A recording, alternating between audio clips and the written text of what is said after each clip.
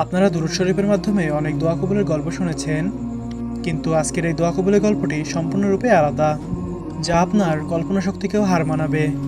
আপনি কল্পনাও করতে পারবেন না মহান আল্লাহ তাআলা দুরূদ শরীফের মাধ্যমে এমনভাবে দোয়া কবুল করেন বা এই বিষয়েও দোয়া কবুল করেন। আজকের ভিডিওটি হলো দুরূদ শরীফের মাধ্যমে দোয়া কবুলের গল্প। আজকের এই দোয়া কবুলের গল্পটি না শুনলে বুঝতেই পারবেন না দুরূদ শরীফের কেমন অলৌকিক শক্তি। আজকের এই দোয়া কবুলের গল্পটি এমন একটি দোয়া কবুলের গল্প যা আপনারা কখনো কল্পনাও করতে পারবেন না দুরূদ শরীফের এমন অলৌকিক শক্তি। আজকের এই দোয়া কবুলের গল্পটি শোনার পরে যদি আপনিও দুরূদ শরীফ আমল করেন, তাহলে ইনশাআল্লাহ আল্লাহ তাআলা আপনার দোয়াও কবুল করে নেবেন। আপনার দোয়া কবুল হলে বলবেন, আল্লাহ তাআলাকে ডেকে, ইয়া রব, আপনাকে ডেকে কখনো নিরাশ হয়নি।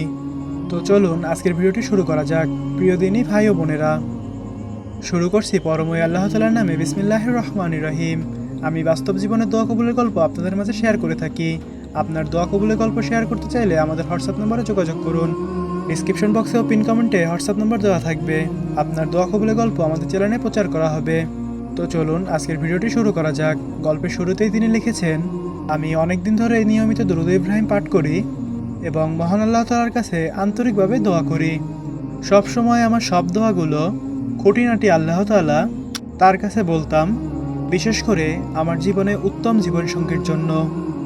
আমি আল্লাহ তাআলার কাছে দোয়া করতাম একজন নেককার সুন্দর জীবনসঙ্গী দান করুক আমার জীবনে। আল্লাহ তাআলার কাছে চাইতাম যেন বয়সে খুব পার্থক্য না হয়, নির্দিষ্ট জায়গায় হন, আমার মতো জীবনে অভ্যস্ত হন এবং দুনিয়া আখিরাতে সফল হন। আমি মহান আল্লাহ তাআলার কাছে চাইতাম আমার স্বামী যেন আমার কল্যাণের কারণ হয়। বিশ্বাস করুন, আল্লাহ তাআলার রহমতে মাত্র 2 সপ্তাহের মধ্যে আমার বিয়ের প্রস্তাব আসে, যিনি আমার সব দোয়ার গুণাবলী রাখেন। আমি আরেকটি দোয়া করেছিলাম, আমার বিয়ে যেন দেরিতে না হয়। আশ্চর্যজনকভাবে আমার হবু স্বামী নিজেই দ্রুত বিয়ের প্রস্তাব দিয়েছেন। সুবহানাল্লাহ। দুরূদ ইব্রাহিমের বরকতে আল্লাহ তাআলা আমার সব দোয়া এত সুন্দরভাবে কবুল করে নিয়েছেন যে আমার ঈমান, কৃতজ্ঞতা আল্লাহ তাআলার প্রতি অনেক বেড়ে গেছে। আমি আজও বিশ্বাস করি, রাসূল সাল্লাল্লাহু আলাইহি ওয়াসাল্লাম প্রতি দুরূদ পাঠ করলে শুধু দোয়া কবুলের দরজাই খুলে যায় না, বরং দোয়া কবুলের পথও সুগম হয়। সত্যি এটি আমার জীবনে এক মূল্যবান শিক্ষা হয়েছে। প্রিয় দিনী ভাই ও বোনেরা, দোয়া কবুলের গল্পটি শোনার পরে বুঝতে পারলেন যে মহান আল্লাহ তাআলা দুরূদের বরকতে কেমনভাবে দোয়া কবুল করে নেন।